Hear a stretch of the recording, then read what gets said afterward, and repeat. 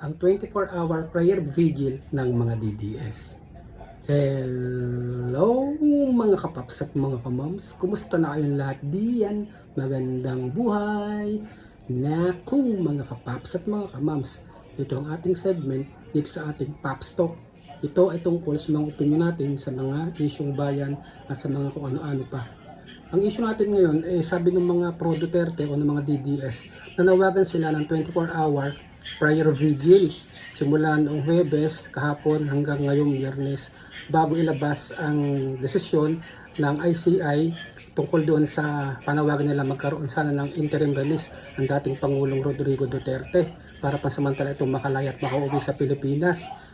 Sa panawagan nila, samahan natin ang dating Pangulong Rodrigo Duterte na manalangin para sa kanyang pansamantalang paglaya.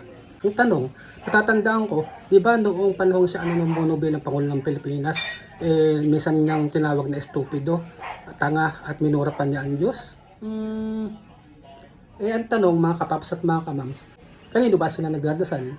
Kayo na lamang ang sumagot. Okay, thanks for watching. God bless and I love you all. Mwah mwah, chup chup mwags.